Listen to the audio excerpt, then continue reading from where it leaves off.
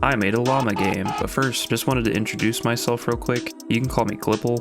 I'm into that whole game development stuff. About 6 months ago, I released my first devlog for my game Bellows Below. I'd like to keep making these. Seems like a good way to reflect on previous projects, see what worked, what didn't work, and hopefully look back and see some improvement. So I'm gonna keep doing more of that. If you're interested, go ahead and subscribe, or don't. I'm not your dad. So let's get into it. If you watched my last video, you'll know I was struggling using this game engine called 001. I used it for a long time, worked great for starting out and learning how to make games, but it has some serious drawbacks and limitations. That's when I made the switch to Godot, and it was a night and day difference. Godot is awesome. But the reason I put off switching for so long was because I dreaded having to learn an entirely new game engine, which is exactly what I had to do with Godot. So in the later half of 2024, I hopped into a small game jam and made my first Godot game called Last Ante. It's a 2D endless runner where you just throw cards and try not to get tackled by these big casino goons. I actually think the card throwing mechanic is kind of cool. Each time you hit something, it will slightly increase the rate of fire, and if you lose your streak, it will reset back to the default. Check it out if you want. Didn't bother making a whole video on this one since it's so simple, but this project was exactly what I needed to learn the engine, and now I felt ready enough to make 3D games. So once again, me and some friends got together for a game jam. This one was hosted by Indie City Games. They announced the theme, llamas, okay. We brainstormed some ideas for a while, and this is what we came up with. You are a llama/human hybrid experiment named Steve. You know what? I think I forgot to mention this, but in the last game, Bellows Below, your name is also Steve. So we got Chum Steve and Llama Steve. All right, I think we're up to speed now. So you're this human llama thing in a secret underground laboratory, and this scientist is harassing you the whole time, and you're trying to escape. It's an escape room game. So we started development. Joey helped out with making 3D assets. Steve did too. Sorry, different Steve. Funny story, I actually tried making a more long-term project previously, and that kind of fell apart. Joey actually made a lot of the assets for it, but it worked out because we got to use them in this game. Look at that. Beautiful. So the map is nothing too complicated. We only had 2 days to make the game, so I threw something together in Blender, and this is how it turned out.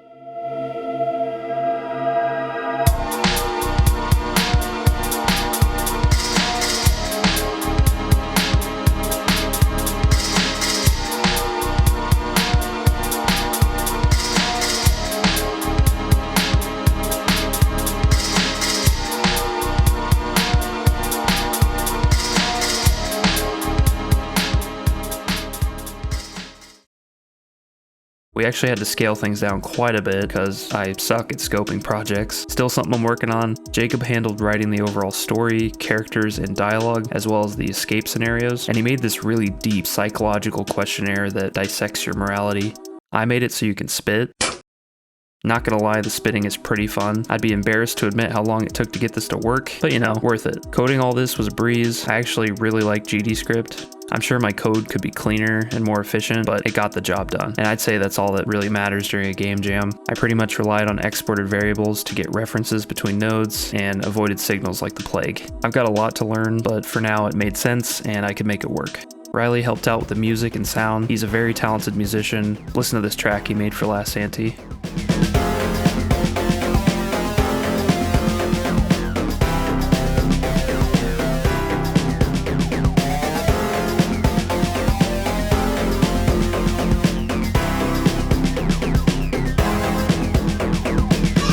The game was coming along nicely, but unfortunately there's always hiccups. I wanted the game to be playable in the browser. Let's be real, no one wants to download the games. Godot makes it super easy to export to web. What I didn't realize was how bad my game would run in the browser and the limited tools and information online on how to make it better. Granted, it is better now, but at the time of making this game, there wasn't much I could find online, and I definitely didn't have that kind of time during the jam to figure it out, so I didn't. The performance wasn't really that bad though. Anytime shaders had to cache, it would stutter. After the jam, I did go ahead and implement a loading screen that does a few stupid things like spawn every model in front of the camera. The audio was also kind of messed up. Some sounds would be broken up. I just ended up changing the latency in the project settings, and that fixed it. So how'd it turn out? Well, we did finish on time. I pulled an all-nighter on the last day, which is definitely not the last time we'll be doing that. We got to watch the host of the jam play our game and say how crazy it was we were able to pull this off in 2 days. It was cool. Overall, I liked the game. For my first 3D Godot game, I think it turned out really well. I feel like I've completely transitioned to Godot now, and hey, that's pretty cool. Check out Subject Llama on itch, link in the description. Thank you so much for joining me on my game dev journey. Make sure to comment Steve on this video. See you later.